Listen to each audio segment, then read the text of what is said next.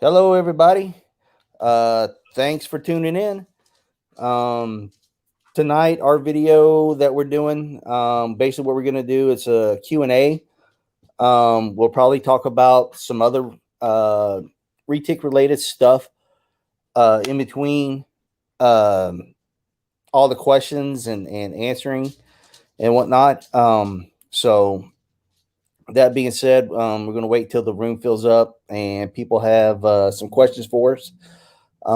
Chip is doing something right now, so while he's doing that, I want to tell everybody, like we do every video, please don't forget about supporting US Arc. It's extremely important if you're in the reptile hobby, especially if you're dealing with large constrictors, whether it be retics, berms, African rocks, anacondas, large boas, anything like that.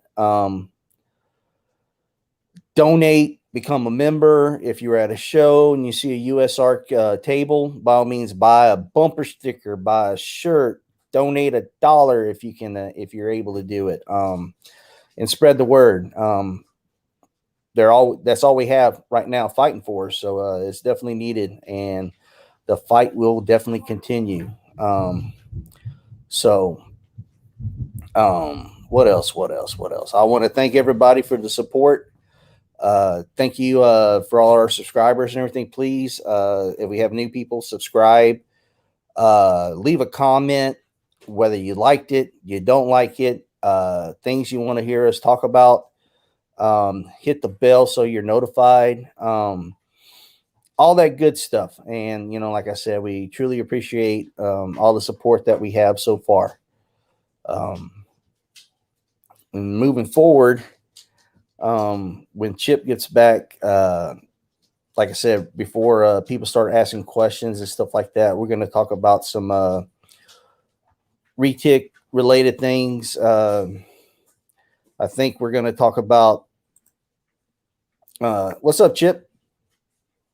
Hey, I'm having some technical difficulties here. I'm going to see if I can fix this real quick.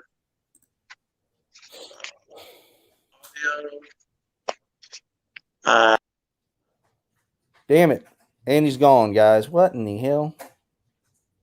It's embarrassing. Just embarrassing. That's why we can't have nothing nice.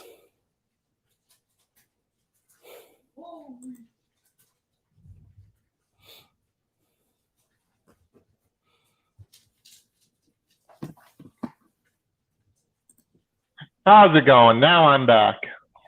Good. So everything good? You got everything straightened away? Everything is straightened away. We are copied and pasted in all three major groups. I hope people are coming in and joining. I hope everybody's having a good day. Yeah. So like I said earlier, at the beginning of this, this is going to be more or less a Q&A type thing. Everything reticulated, Python related. We can talk about anything and everything, ask questions about anything and everything. The morphs, localities, keeping, breeding, whatever, anything, the hobby, where it's at, community standards, anything. Ethics.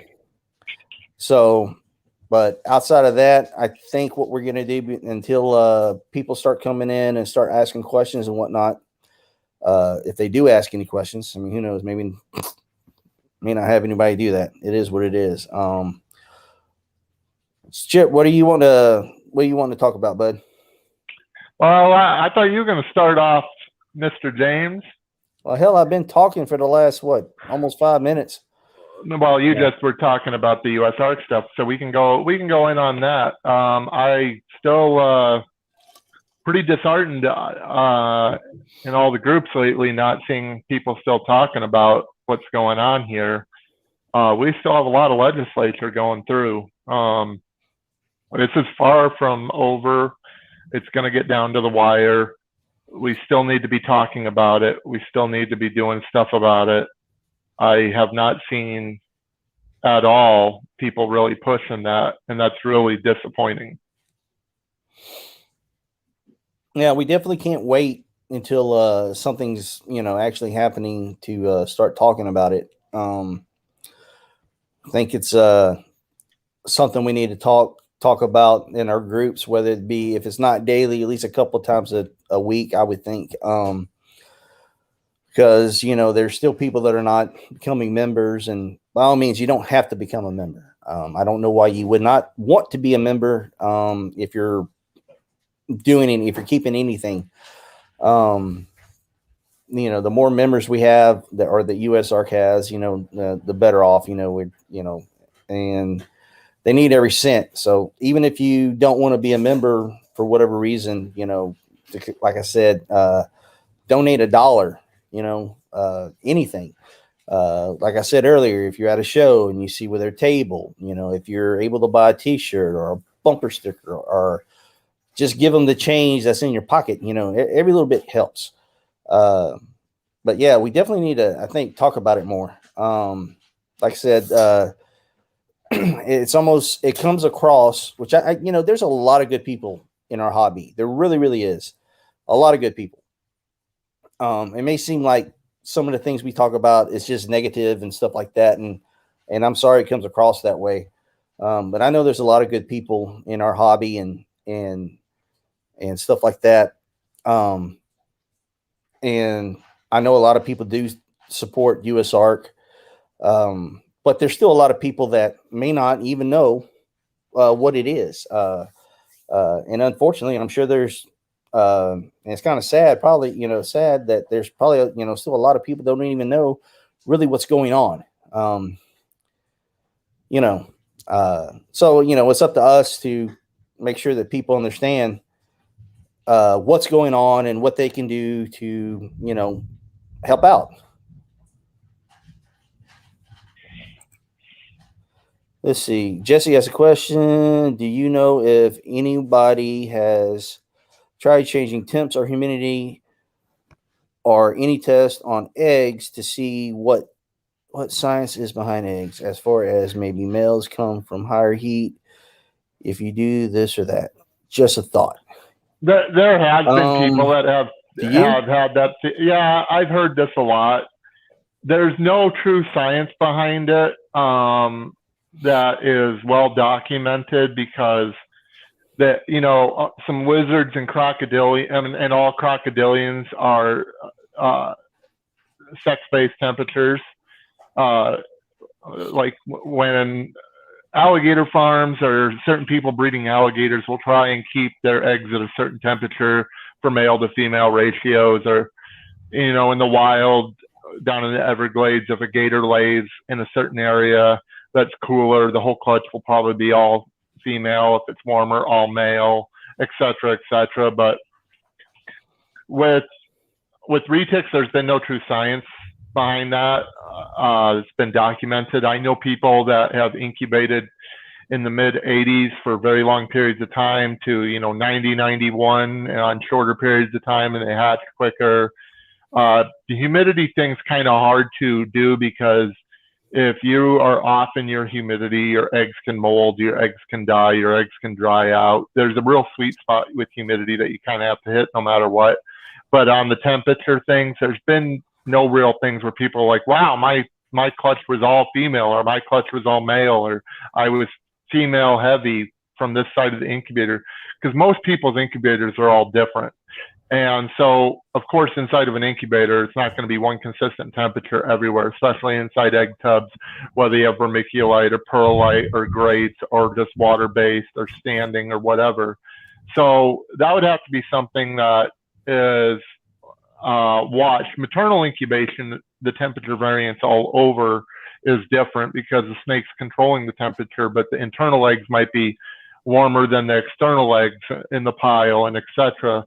So there's no definite answers as of right now. Someone would have to do a very, very in-depth look either in the wild or have multiple females being able to do that with their eggs to test that theory.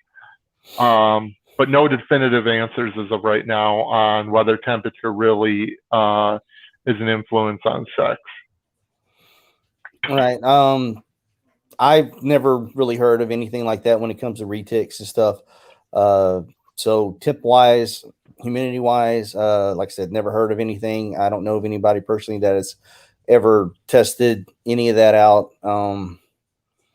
So I mean, I've had, I think we probably have had all clutches, have had clutches before where some, were male heavy or this and that. And I had some, I don't know if it's a locality thing, but I know several Sula clutches were always seem to be male heavy for some reason, but I'm sure that didn't have anything to do with the temps or humidity that we had in our incubators.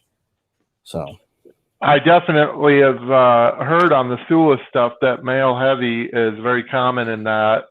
I was just talking to someone recently, and their last Sula clutch that they had was very male heavy. Were your Sula clutches crosses, James? no, they were pure. So Wildcats? Wildcats, yep. It just might be. Again, I fully believe that's just a variant that's really hard to tie down because everybody incubates different. Everybody's incubators are different. Everybody's all over the country has different humidity and temperature and barometric pressure and all this different stuff. And so you'd have to have a really controlled environment with consistency to be able to prove that out. Yes, sir. I agree with you 100%. But that'd be a cool test to do. It would be. They nailed it down with crocodilians very quickly.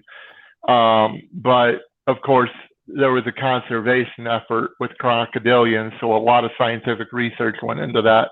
So they got that done quick. Non-native pythons in the U.S. and are going to be a top priority for any scientific research. And even over in Indonesia area, with those poor countries, there's an abundance in the skin trade and they're not even threatened. So they're not going to really look into the scientific studies. I'm sure there's been a lot of people that have, and there's been bogus stuff out there that I've been sent, but nothing really hardcore. Yeah, so I guess it's going to be up to one of us to do it. Not one of us, but I mean, I guess you could if you wanted to, but you know what I mean? Like somebody here in the US or the UK that's dealing with retics. That'd be a cool, that'd be pretty cool though to see. That's a very intensive thing though, and you'd have to have many clutches, and you don't want to be producing a bunch of retics unless you're going to be calling them for scientific study, because basically you're going to have to be willing to risk to lose eggs, to have deformities, all these different variants in the incubation cycle. And then you'll have to have maternal incubation, again, the different substrates, temperature variants. I mean, the control would be absolutely massive for the different ways that it's being done right now. Yes, sir. Well, that was a good question, by all means, I think. Who knows? Maybe we'll find that out in the near future. Who knows? I'm probably not going to take the time to do that. I don't have the patience do all that shit. But that'd be cool to see. So what do you want to talk about, bud? We can talk about you want to talk about like interactions and handling and whatnot? Yeah, I think retic interaction's a big thing, and nobody talks about it. These are still animals. These are animals that do need interaction, especially when you're keeping a large animal. You need to study how it reacts, how it behaves, the different emotions, everything else. And most people just stick their animal in a cage and breed it, or bring it out to show it off every once in a while, and there's not much interaction going on, or they bring it out and just let them crawl all over them and don't really care. But studying your animals is very, very important for behavior and getting to know your snakes. These things just aren't breeding machines. These are living creatures that are very, very smart in the snake world. And the more interaction, the more you study your animal, the more you understand it, the better quality of life it's going to have. Yeah, and not just, with all that being said, which is, I agree with 100%. Also, with your interactions, you learn about that certain animal. You learn how to read that animal. These animals, in my opinion, are still wild animals. They're not tame. They're at the point where they tolerate our touch. So knowing how to read your animal is a big factor in keeping, especially once they, get bigger. One day they may be having a bad day, and you need to know when they're having a bad day before they bite you. Them biting you and wrapping up on you, you don't want that to be your way of knowing they're having a bad day. And plus, it's not good for them either. You can lose a lot of trust, and you can cause that animal to be fearful of you for the rest of the time if you're not reading it. And then you have an accident, then that animal might not ever trust you again. These animals are watching you every time you're going into the cage, every time you're doing cleanings. They're literally watching you all the time. So if you spook them or make a wrong move, or if you're not reading their body language, or you're making them feel insecure, you're setting yourself up for failure and having very problematic animals on your hands. And it's not the fault of the animal, it's the fault of you. That is true. So, by all means, a couple times a week, a lot of times, probably in most people's collections, especially depending on the size, I think it's easier for people to have a smaller collection and whatnot than it is for people that have larger collection, but that's still no excuse. A lot of times the only interaction is moving the animal from the cage to a tub or whatever to do any cleaning, any maintenance, that kind of thing. So like when we do it here at this house, when we are doing maintenance and stuff, it's not just taking the animal and putting it in a tub. We actually handle it.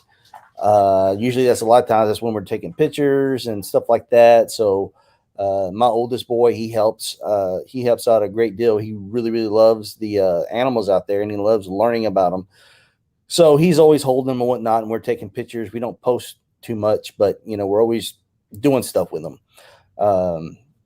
So even if it's, like I said, even if it's just when you have to do maintenance, spend a little time with your animal, you'll benefit from it, and your animal will benefit from it as well. So, well, at least that's my opinion.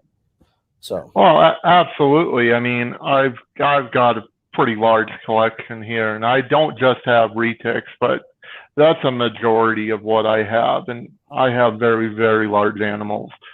And when I'm doing cleaning, I have got many big animals that I'll just let roam around and let them stretch out. And I'm not trying to yank them around or shove them into a tiny tub or do anything.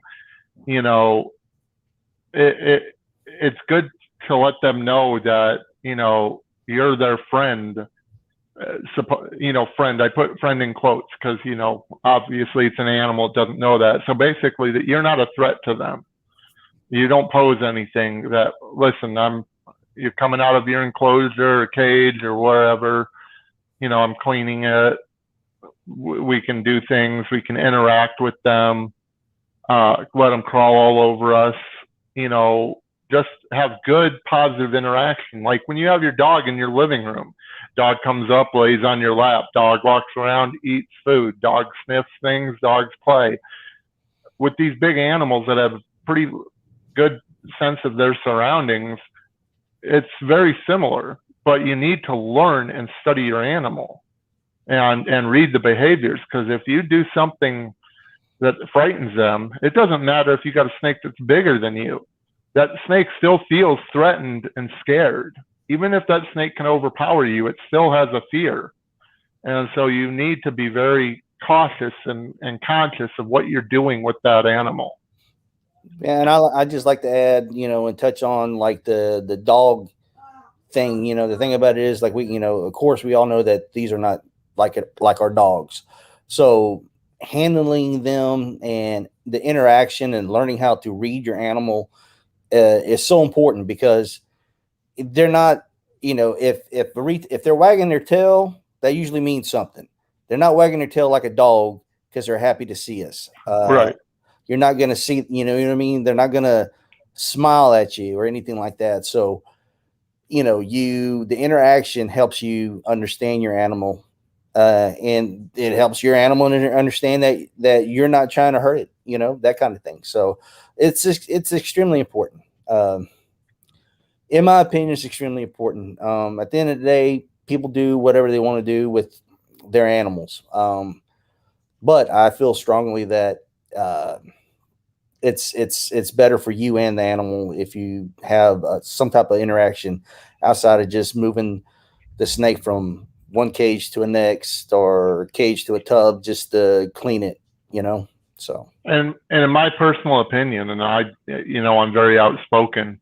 I fully believe if you have animals and you just have them to breed and they live their entire life in a 6 foot cage just to breed with a male so you can pull eggs to get eggs to do that, and you're not interacting with these animals and they're just pumping out babies for you, and that's the only reason that you have them, you're no better than a puppy mill.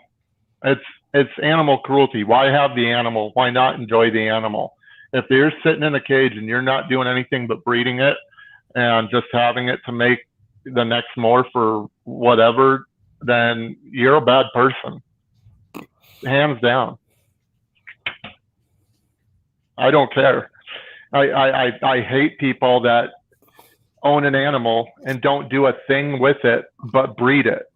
It sits in its cage the entire life and lives a miserable, miserable life. yeah, well, it's not that I don't agree with you. So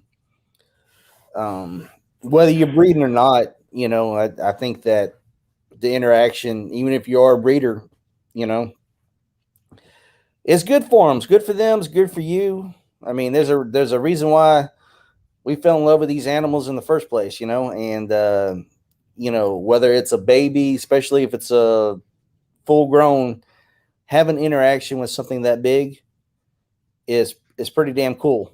Um, Yeah, there's you think about it, we're such a small group. Even in the reptile hobby, and the reptile hobby is small, compared to say dog groups and this and that. And there's not that many people in this world that get to interact with these type of animals like we do on a daily basis. So uh, you gotta, I mean, if you don't feel lucky and blessed to be able to go into your snake room or snake building or what, and and have a interaction with a reticulated python, I don't know. I feel blessed. That's pretty damn cool. Like I said, not everybody. I know not everybody wants to because there's a big fear of snakes and stuff like that. But still, at the end of the day, there's not a lot of people can say they do the things that we do. So it's pretty cool. absolutely. And, you know, there's a lot of tips and techniques out there. There's become a stigma with these animals. There's become a fear with these animals. Can stuff happen? Absolutely. Stuff happens all the time, and it's what you learn from that and what you learn from the animal. Um, if you got an animal that's consistently striking, if you got an animal that consistently wants to bite, um, ask yourself, what are you doing wrong? I mean, that animal is being defensive. It's not being mean and malicious. What do we got? Uh, William says thoughts on feeding chicken versus rabbits versus pigs versus guinea pigs, pros and cons.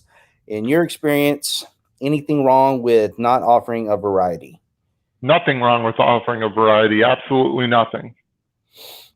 Yeah, I don't think there's anything wrong with it. From my experience now, over the years, I've had animals that will only eat rats, or will eat rats and rabbits. Have some that once they're on rabbits, they won't. If all you have is a rat, they won't eat the rat. So there's nothing wrong with a variety. From my experience, it's not always the easiest thing, because sometimes, from my experience, once once your animal is used to eating something, they pretty much stick with it. At least from my experience. I've never fed pigs. I hear great things about them. I have fed chickens and ducks before. A lot of people say a con is they don't like what comes out the other end after feeding the chicken, or anything with feathers. I've never, from my experience, I have never had anything bad. Um, or maybe I just don't care. I don't I don't know, but some of the stuff that people have said, um, cleaning up after their animals after feeding like chickens and stuff like that. I've never experienced that, so I don't know. I guess I'm just lucky. But I know, on the most part, where I'm at, I feed rats and rabbits. Is what my animals mainly get, and they seem to do really really well. So I mean, I know people that have fed guinea pigs and all this other stuff, and if they're eating it and they're getting nutrition from it and they're passing it without any issues, then I think it's great. So I mean, that's my opinion on it. I've fed everything. I mean, I've got all sorts of prey items that I feed. Whatever I have for my big ones that's the biggest at the time, whether it's a rabbit, a goose, a goat, a pig, you know, if I got something big and I don't have something else, I can feed that to them. Some are a little bit more pickier than others. I don't have a retic that denies something. I've literally got hatchling retics that eat rabbit pinks to guinea pig pups, mice, rats, all that kind of stuff, all the small rodents, to chicks, to pheasants, to anything. But I do have a carpet python here that he will only eat guinea pigs. Won't touch a rat, won't touch a mouse, won't touch a rabbit, will only eat guinea pigs. And he will deny, deny, deny, deny. And the minute I pull it out and bring a guinea pig, boom, on it. So, I mean, some snakes are picky, but if you work with an animal long enough, you scent other things and you get it. My experience is it takes a lot of time and effort, but you can get them to feed on multiple prey items. I had an alligator rescue. That's when I got it. It would supposedly only eat rats. And if anybody knows anything about gators, just feeding it rats with supplements is not good. Gators need a lot of variety. In the wild, they eat a variety of things. Within about 3 or 4 months, I got it eating everything from rabbits to fish to chicken to pellets to everything. And you just got to work on it. And it can be a pain in the butt. But if you really want to range your food sources, or if you're limited to only certain amounts of food to wherever you live, it's worth putting the time and effort in. But as far as giving a variety, if your snake will take anything, feed it anything. If you happen to get a roadkill animal and you want to feed it, just make sure you freeze it for a very long period of time to kill parasites. There's nothing wrong with feeding animals that have come from the outside, but you need to freeze it, kill it, because you have bacteria and parasites that can hurt your captive bred animal that their system can't process. It's not like going and catching a bull snake and then you go and catch field mice for it. Completely different. But I've done roadkill many times. I've had conservation officers drop off animals that are killed on the roads or confiscated. They give to me. Good sources of protein. Your rabbits have a little bit higher fat content, so if you feed a lot of rabbits, you want to keep a really good regimented schedule on that. Pigs, really high in protein, really good, but again, you don't want to consistently feed a lot because you can make your animals fat. But your leanest is probably your birds, and you just want to keep, watching how much you're feeding and when you're feeding them. Most definitely. I don't, you talk about feeding. I'm gonna, a lot of people. I don't say a lot of people. I don't want to put everybody into the same category, but you know, uh, it's always been, feed the make sure your females get big, and feed them a lot, and whatnot. And I don't know. I'm all about slow growing the animals and stuff like that. You're not going to see these fat ass females in the wild, you know, wait until they're a fat ass to breed, and lay eggs. So I mean, I don't, whatever. That's just my opinion. Do what you do though. Well, you shorten the lifespan immensely by feeding a large constrictor and getting them fat and chunky. It doesn't matter what you think or who you've heard it from. It's a fact. It gives, especially if they're in a cage and they can't move around and get exercise on a consistent basis. It's not healthy. Look at any National Geographic. Look at wild caught animals. Big ones, they are tiny. There's 15-foot animals in the wild right now that are that big around. 15-foot animals that are this big around in the wild, thriving and healthy and laying eggs. That's cool, Devin. Devin, let's see. They said had a science teacher in '93 who gave extra credit for fresh roadkill for a berm. That's funny. Back in the day, back on Bob Clark's forums, anybody who's been around for a long time, that was the place to go. There was this older gentleman. He lived here in Texas. I forget where in Texas. Travis Avon was his name, I believe. And he was an old gentleman. He had a huge reticulated python. I think he had a big berm too. I can't remember. But he used to feed that some bitch. He would go out. He'd feed it raccoons, possums. I think he fed an armadillo one time to that some bitch. Craziest thing in the world. I mean, and a lot of people will be like, "Oh no, why would you do that?" And like, why not? I mean, they're not. I know it's not the wild. They're in captivity and stuff like that, but still, I mean, I don't know. He did this for years and years, and that was I don't know how big that snake was, but it was freaking big. And yeah, he fed it rabbits and stuff like that. But I'm telling you, whenever he had a chance, he was feeding it raccoons, possums, all kinds of shit.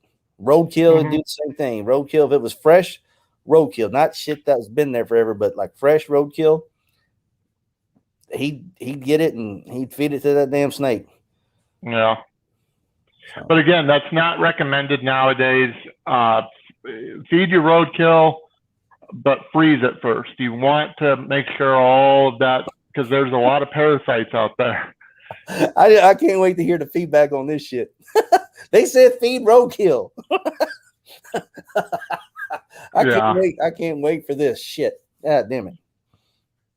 Well, and we're not going out and saying kill wildlife and get in trouble with the Department of Natural Resources and all that to feed your animals. That's not what we're saying at all.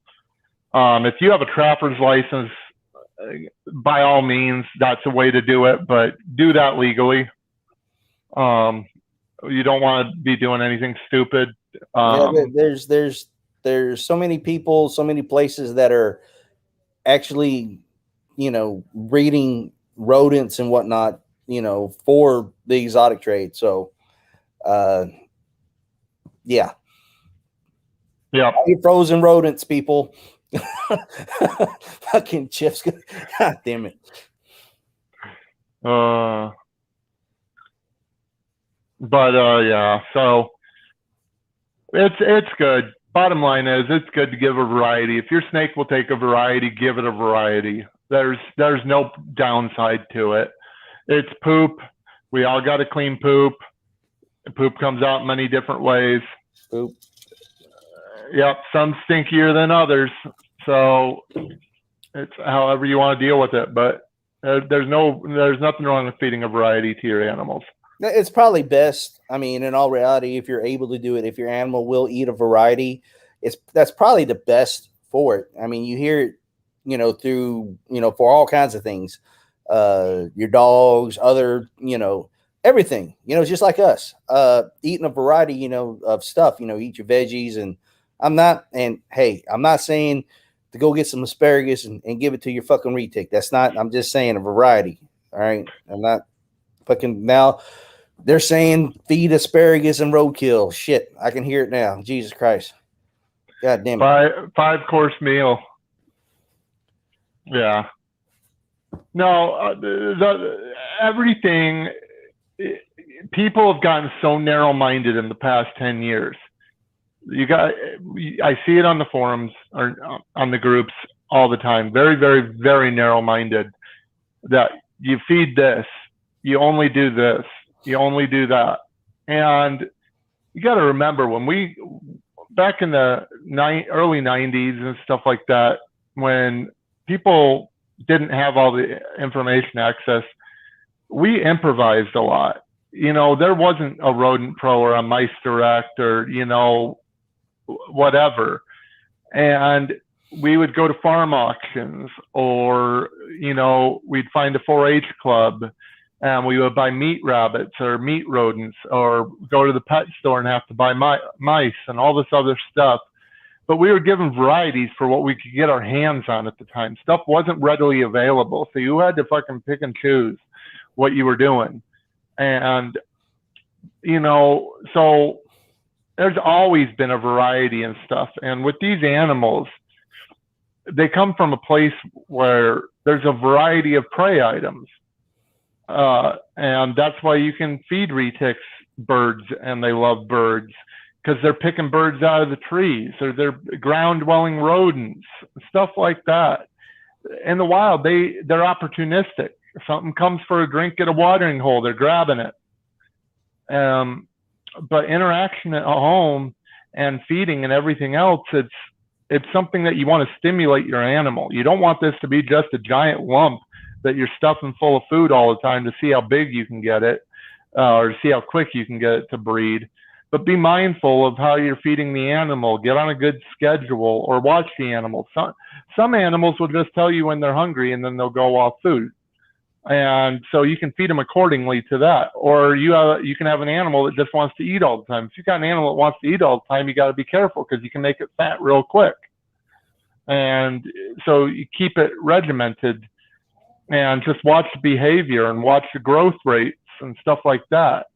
There was a time back when the internet was really going that it was a race to see how fast they could get their retic up to 15 foot. And I heard people like, I have a 1.5 year old and it just broke 15 foot. It's like, if the genetics are there, you don't have to feed it a lot to get it to grow that quickly. But these guys were getting fat animals, and these animals are dead now. They're not living 20, 30 years, up to 40 years like they should. It's because everybody wants to pump their animals full of food when these animals were never designed to have food in front of their face all the time. Yeah, there's we definitely are, I think, doing a lot better job of taking care of our animals, or majority of us are, than we were back in the day. We didn't know. I'm not gonna lie, I didn't know what the shit I was doing. I was learning as I go. There wasn't a whole lot known. I mean, a lot of people, who actually got them and was going to try their hand at breeding these animals, they thought they have to be a certain size. So, they'd be pumping their female full of food, like he said. And, before you knew it, you had an animal that had issues, because, we didn't, people didn't know any better. That's just, like I said, a lot of people were learning, just learning as they went. Now we know it's more of age, than anything, when it comes to these animals, when it comes to breeding and stuff like that. So you think about it, a healthy animal, is probably going to have a healthy clutch, and it's going to have a healthy life and whatnot. So, feeding your animals appropriately, appropriate size animal meals and stuff like that is very, very important. And like I said, a variety that probably is best if you're able to do that. And also, if you're on a feeding schedule, everybody that's getting into retics right now, I think people are getting the wrong mindset. You don't need to breed your animals. Get a retic because you love a retic. Is breeding sometimes part of it? Yes. But right now, you don't need to get a retic just to breed it, just to have eggs. Enjoy your animal, learn your animal, interact with your animal. Don't think about breeding right off the bat. Don't get an animal just to breed it. That's the wrong way to get into something. There's too many new people coming on that I'm seeing that I just bought my first retic. I can't wait to breed it. Or what male should I buy? Or what female should I buy? How about you just focus on your animal right now, learn your animal, realize what your animal does, spend time with your animal, and let breeding be the thing in the back of your head, and wait till it's an adult. Wait to realize, should I breed this? Do I need to breed this? Or can I just enjoy my animal as a pet? Because too many people out there have a one-track mind, and it's not going to be good. There's too many retics out there right now, and not enough homes. Well, not just that. I mean, if you're a new breeder, I think a lot of people don't stop to think about the size of the clutch, all the babies once they hatch, the feeding expense, all that. It's a lot. It is a lot. If you're not, you're not willing to do it, or you think you can do it, and then you find out that you can't do it, then what are you doing? You're giving these snakes away to people, or whatever the case may be. Killing them, not taking care of them, stuff like that, and they don't deserve that. So at the end of the day, just you need to, it's something that you need to think about. I mean, if whether you're going to breed, you're going to keep, whatever it is, everything that you do, or everything that you're going to do with these animals. I mean, you need to think it out. You need to have a plan. Just saying, you need to have a plan. Well, I see there's a few people. We've gotten a few comments. I have no idea how many people are watching right now. I don't want to minimize my tab right now and go check the YouTube views as of right now. But is there anybody that's still watching that can make some comments or suggestions, or even, have some questions that they think would be good for answers? Shoot us some questions here. Don't be shy. Let's hear what's on you guys' mind. Anything at all. Comments, concerns, and questions. What do we got here?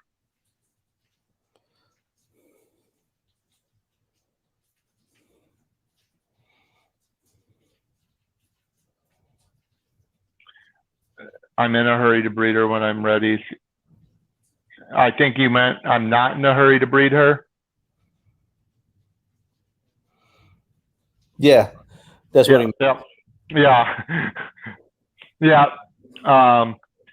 Yeah, and that's how it should be. You shouldn't have that mindset as the only reason that you have these animals. But you got to enjoy them. We're getting too narrow-minded. I mean, there's so many people getting into ball pythons and stuff too that's been going on for years. That they just buy ball pythons, keep them in a drawer, and breed them.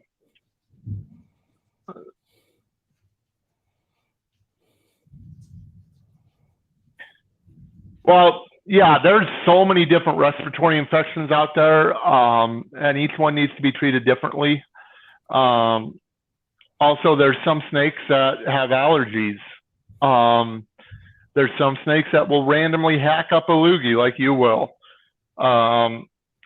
you need to pay attention to everything that goes on if you're suspecting of any type of respiratory infection, because there's diseases out there and transmittable diseases that can be associated with certain types of respiratory infections.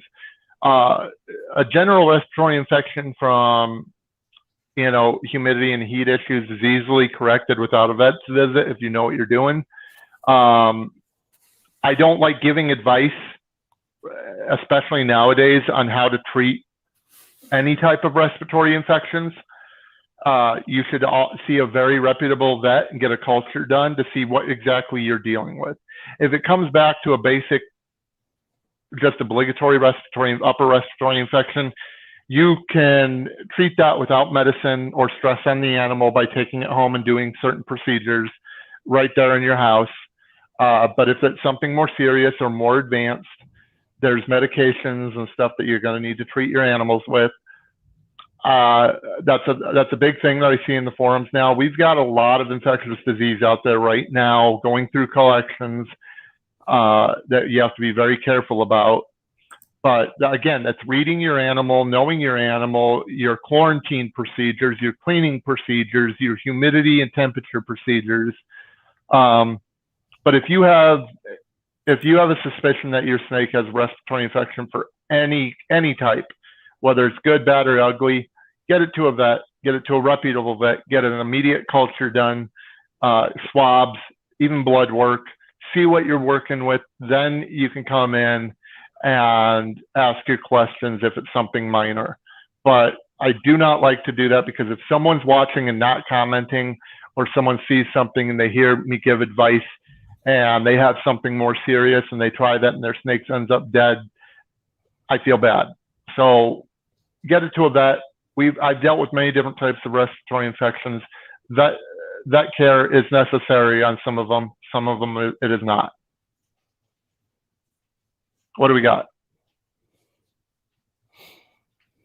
Oh, there we go.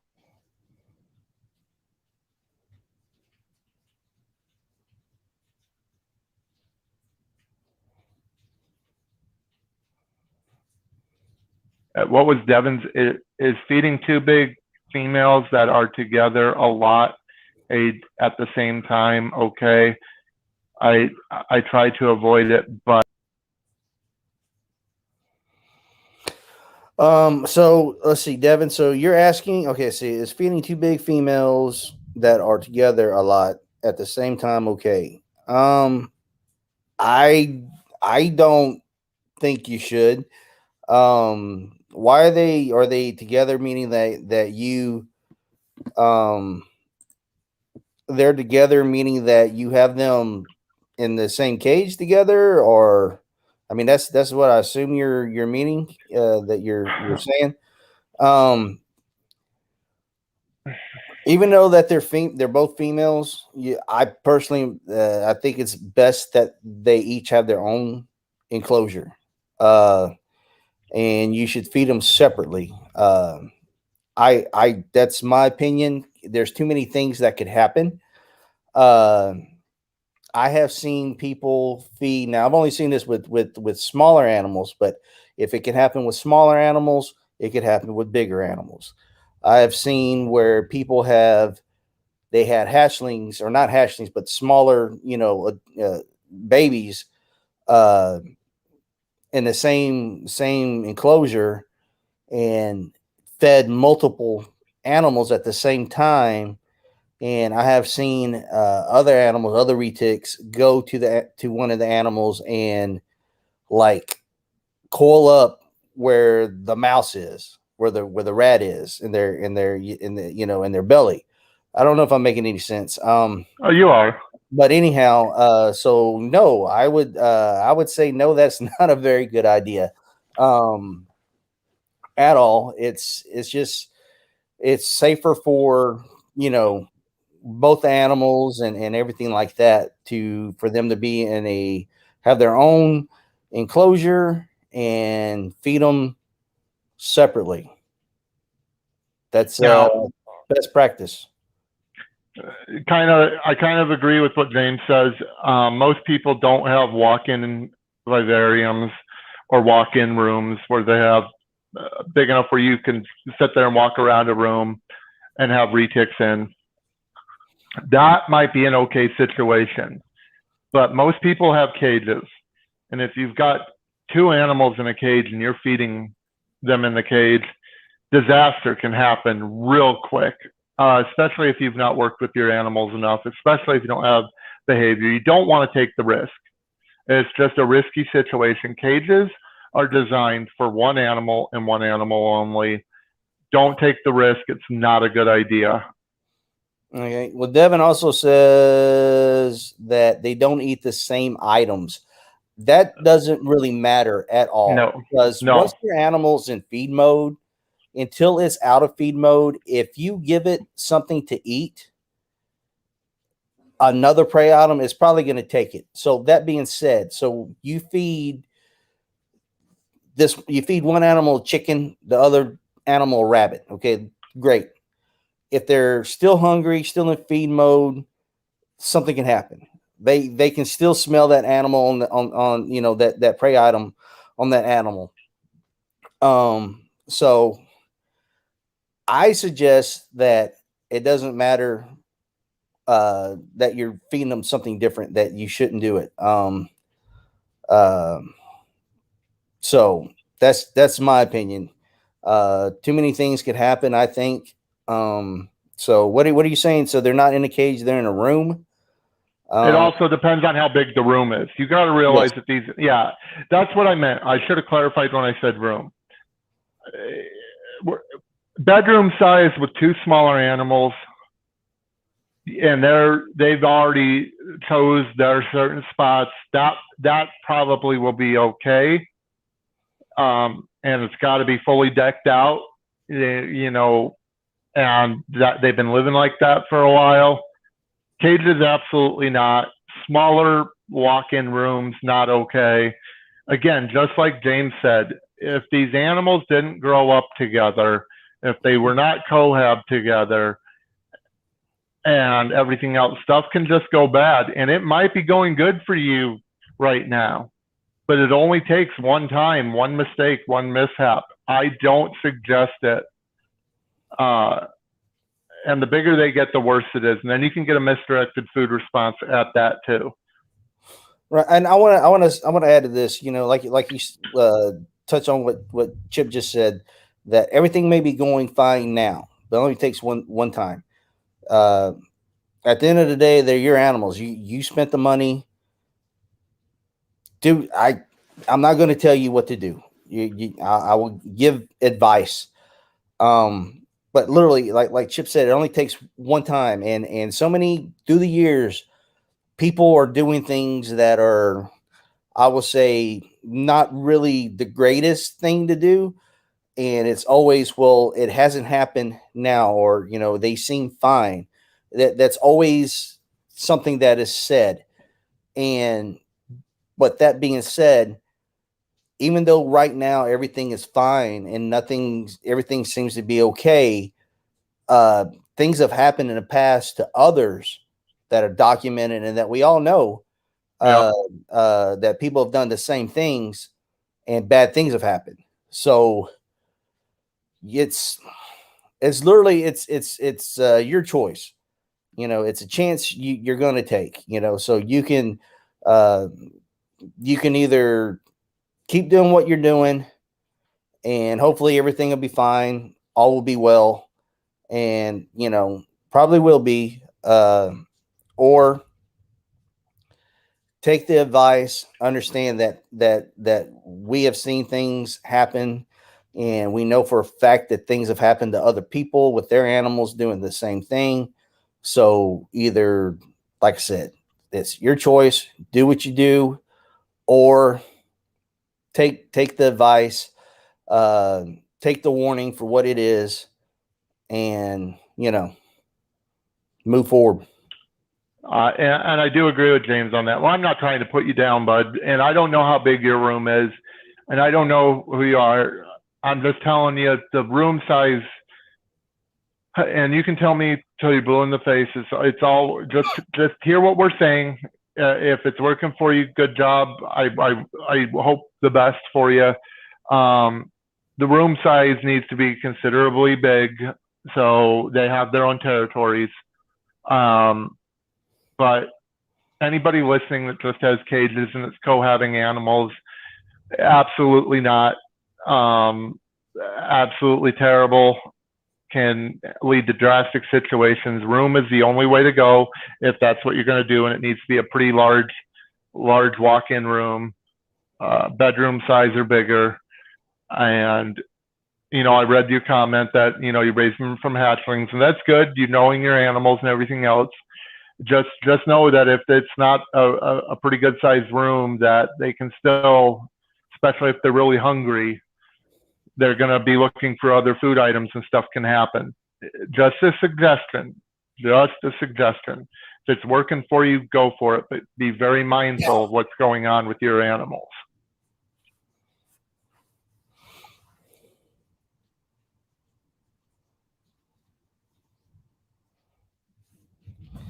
See, William, he has a nice says, keepers feeding outside of the enclosure. I don't understand. Just asking for problems. Your thoughts? Absolutely. Yeah, I don't. It has been said. As long as I've been in reptiles, I'm sure Chip can agree. People there are people out there that feel like you should feed your animal outside of their enclosure. That way, they understand that every time when you open up the enclosure that it's not food, this and that, blah blah blah. Okay, that might be great for. I mean, I wouldn't even do it with ball pythons and everything else like that. But that might be great for a ball python or smaller colubrids and shit like that, you know. But if you're talking retics, berms, African rock pythons, large boas, anacondas, if you have a large animal and you take it out of its enclosure and you feed it a big ass rabbit or whatever it is you got, and it's in feed mode, there ain't no way in hell you're getting that animal right after it's done and putting it back in its cage.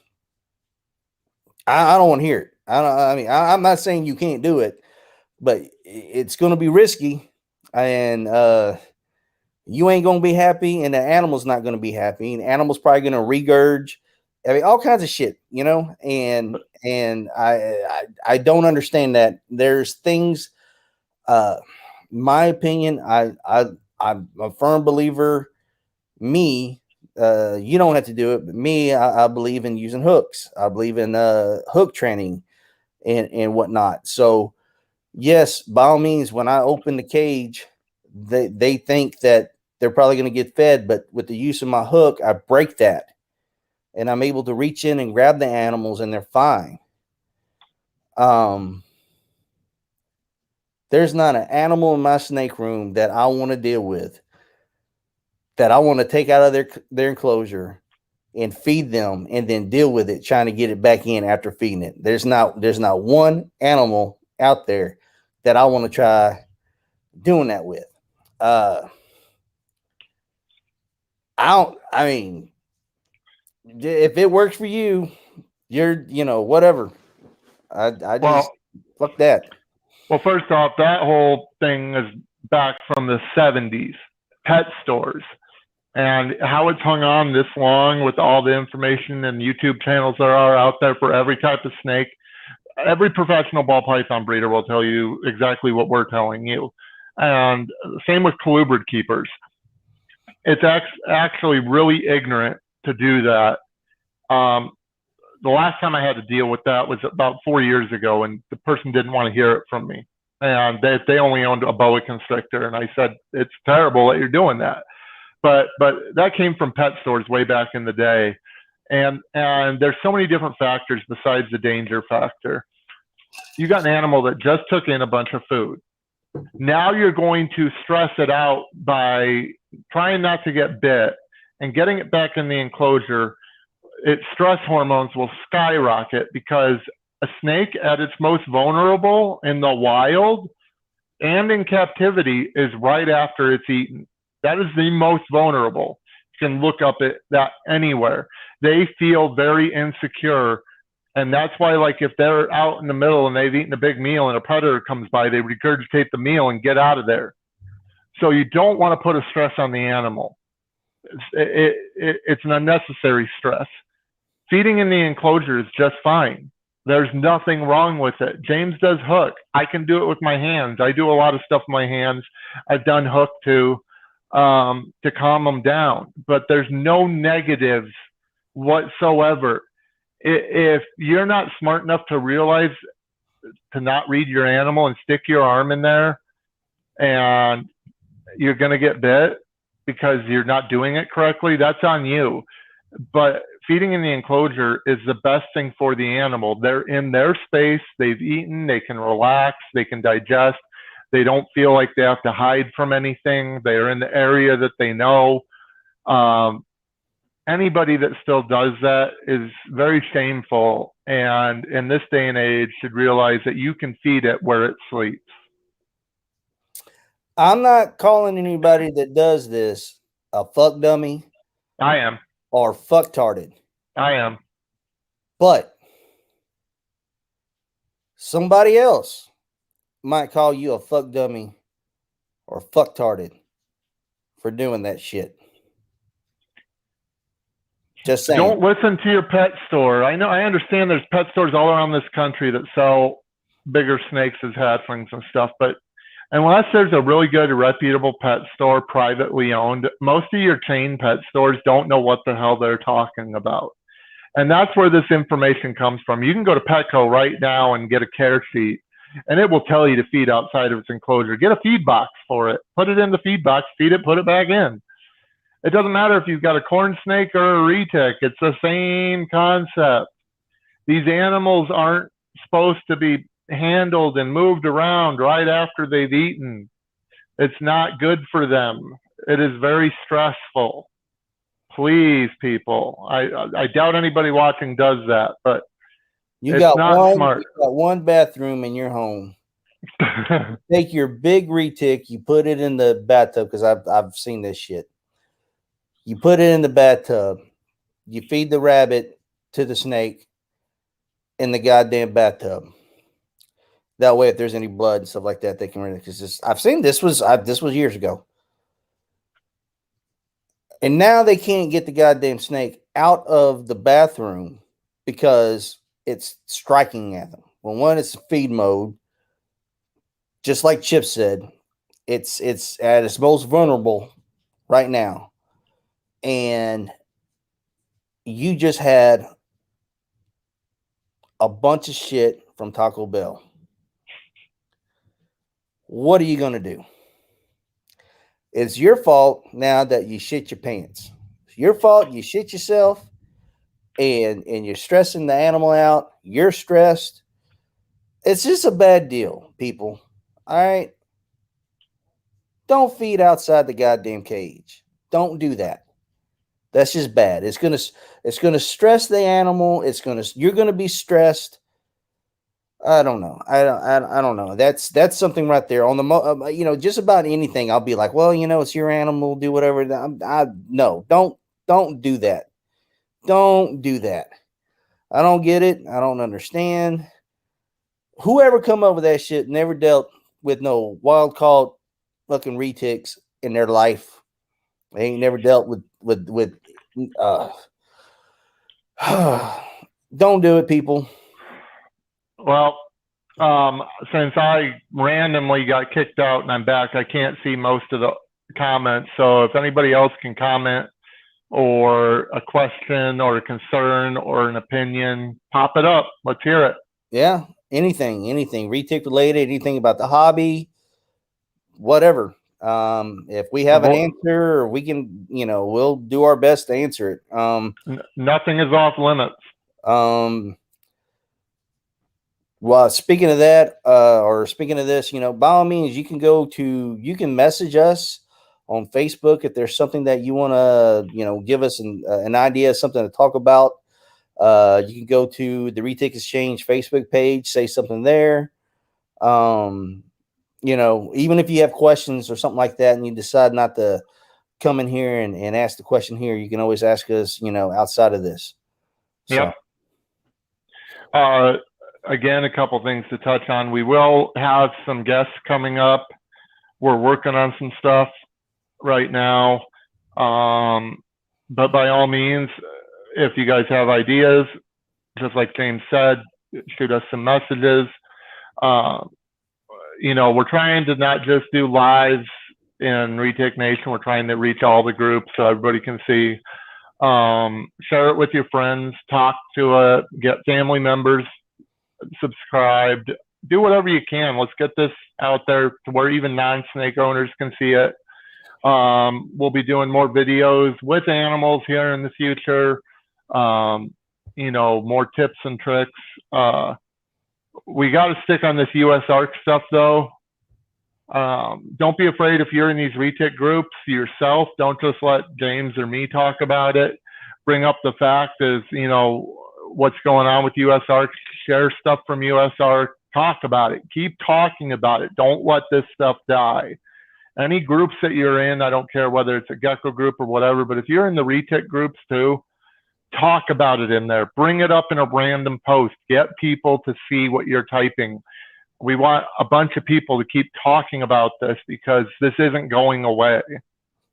It's never going to go away.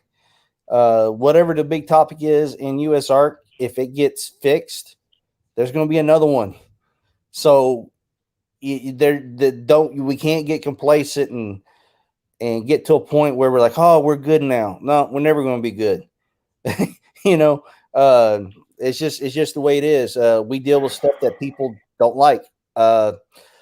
There's so many people that are ignorant to what we do and everything, and it's up to us, literally. Mm-hmm.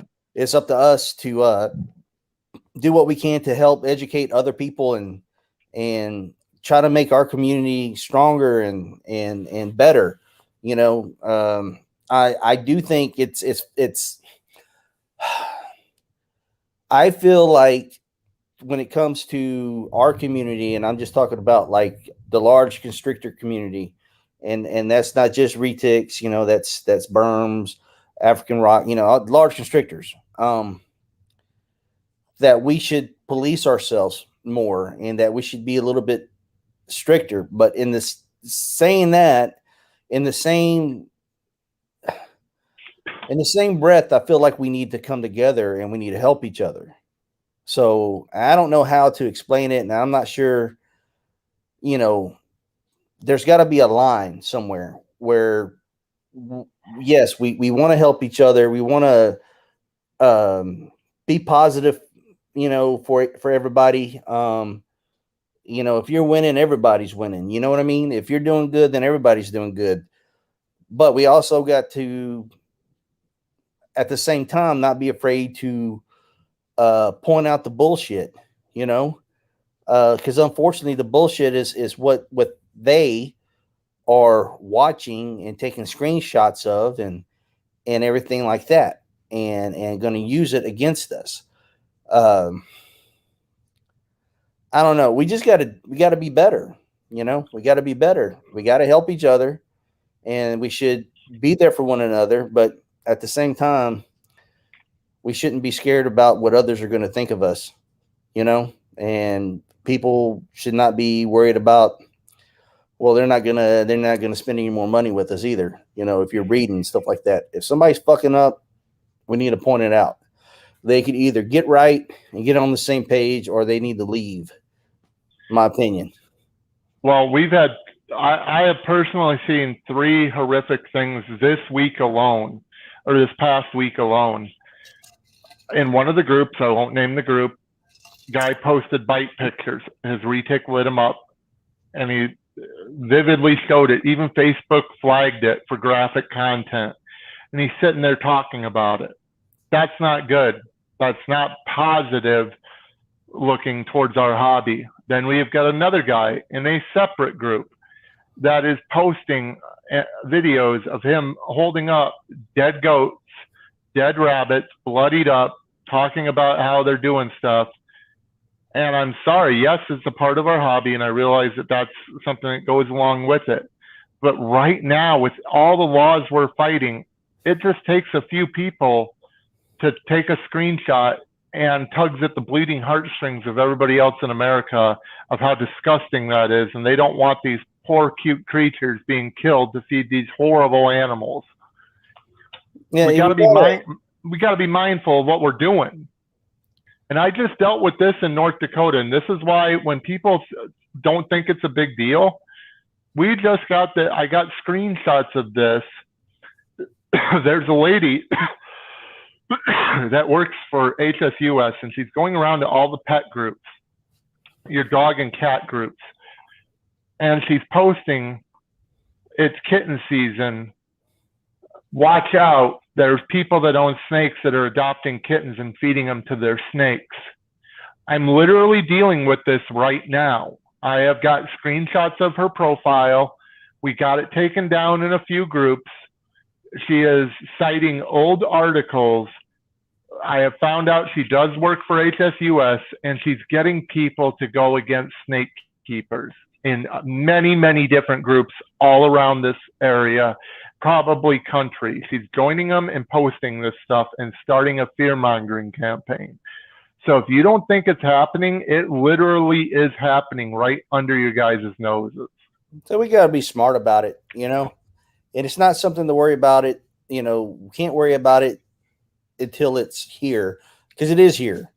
It may not be affecting you right this second, but it's just one of those things where it is here.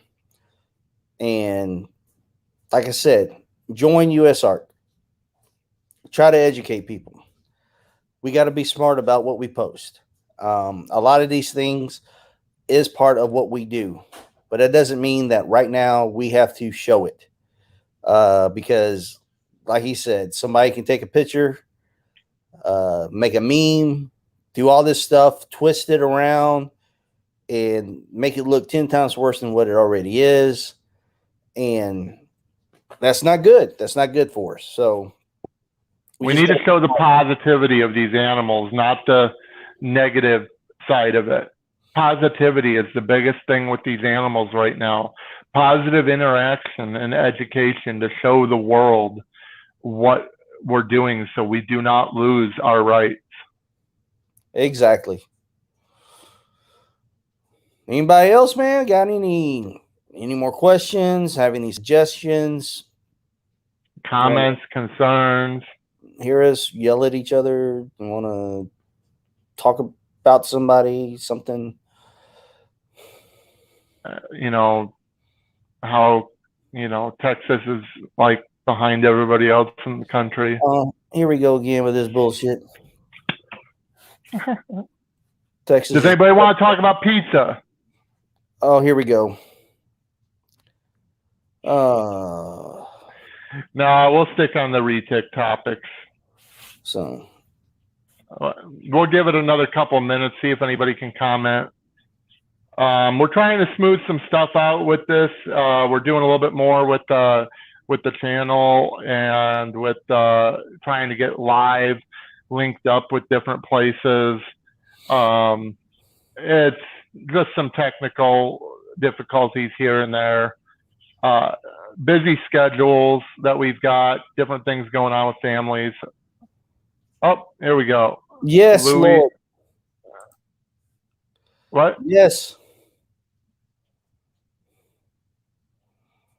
Some of the best pizza I have ever had. So look, I live here in Texas. And whenever I go to Tinley, I go to Lou's and Giordano's. That's the two. There might be some other places up there that are good, but that's the two places that I know. So every time I go to Tinley, I'm eating at both places. In fact, so there's the Tinley show, and it's in June. I'm not going to be able to make it because of work. I literally just ordered 2 pizzas from Giordano's, and it arrived Friday. That's how much I love that shit. I paid them to ship me 2 pizzas. And I'm about to do the same and get Lou's to ship me some pizza too. Yes. Texas. Texas. Take a picture of it. I did. You know what? I took a picture of the. I don't know why I didn't. I was so excited. I didn't take a picture of the pizzas when we got through fixing them and everything like that. I took a picture of the styrofoam cooler that they came inside the box. That was it. So I like how after all that we actually get a comment on my sarcastic comment. Yep. Is that how this works? So is there really no way on your end to see who's watching? I don't see. I see that. I see that there's 5 people watching. Now, who's all watching? Come on, people. I love how there's only 5. This was supposed to be prime time where everybody's watching. I'm sure there's more people, but right now it's only saying 5. So I see William, Devin. So that's 2 people. And Jesse. So three people have said something. So we just have some window stalkers? I guess. Well, guys, we're at a little over an hour and 15 minutes. I was hoping to have a bunch more people in here. Oh, what do we got here? 5 on chat. Yeah. Yeah. Well, maybe the comments are delayed, but I don't know. It is. You about ready to cut this down? Shut it down? Yeah. I mean, we aren't getting too much interaction for our live Q&A, so we might go live in one of the other groups later on, and not just on YouTube, and see what we can get for that. For suggestions, keep your eye out on that. Keep updated on the Retic Exchange Facebook page and Instagram. Yep. All that being said, once again, US Art, don't forget about it. Become a member, donate, talk about it, be part of the fight. Wait. Before we go, here we go. What about my time in Illinois? I spent a lot of time in Illinois. What do you want to know about Illinois? Pretty much, it's my home away from home. But I've lived all over. I've lived in Texas. I've lived in Florida. I lived in Canada. I lived in California. My North Dakota home has been pretty much almost the longest place I've lived, but lived in Illinois for a very long time, all over that state. Worked for the Department of Natural Resources in Illinois, worked for McLean County in Illinois, Illinois State University. Illinois, I love visiting it. I'll never live in that state again. It is a horrible place to live financially and politically. It is the most restrictive state in the union.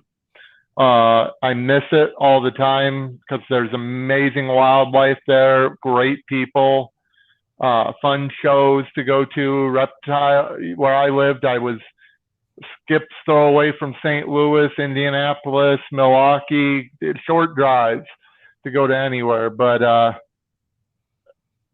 I don't miss living there. I lived in Aurora. I lived in Naperville. I lived in Bloomington, small towns around that area, Carlock, McLean, down by Champaign. I lived in Wheaton for a little bit, all over the place. Most of my time was in McLean County area. That's where I worked a lot. That's where I went to school, college. But it's Illinois. It's a great place to visit, but you don't want to live there. The taxes and the restrictions and everything else, I don't miss that part at all. I live in the freest state in North America right now. and I can do anything I want, and I don't have to worry about a thing. And my taxes are super low, and stuff is cheap. I just don't have trees. I'll drive to Illinois for the pizza any day. I don't give a shit. Lee Watson's I've been going to since the 90s. I started going there shortly after I moved to Illinois. Lee was a interesting fellow, we'll put it at that. Everybody knows Scott Smith's Animal Expo now. Scott was Lee's head of security. The old school Lee Watson days was pretty awesome. I do miss that. It's a show that will never be replicated ever again. You could see anything from cobras to crocodiles to everything in between. Before Illinois did crackdowns, you know, some of the biggest names in the retic hobby, well, in the hobby in general for all species, used to go there. But you used to see the Baldagos up there all the time. You had Carl Herman stopping by, Monty from Wisconsin, Gaspars every now and again. I vended there with my buddy Andy from Indiana. Got out of it for a while, came back, was still living in Illinois when Lee passed, and everything got moved, and Scott started up and tried to continue everything. And Scott's a great guy and everything, but it's nowhere near the level Lee had it. I miss the old barn in Streamwood. It was fun, but yeah. You had Redbeard. You had a whole bunch of different people. Johnny, all of them. It was a fun time. It was probably one of the best reptile shows you could go to in the Midwest, hands down. That was smaller, and that will never happen again. But yeah, that's a story for another time. That's something that I could go into for an hour. All right, fellas. Like I said, thanks for the support. Please subscribe. Hit the like button. Hit the bell so you can be notified. You can leave suggestions, comments on the videos on the YouTube page. Just appreciate all the support that we're getting and everything. And thanks for tuning in, man. Talk to y'all later. See ya.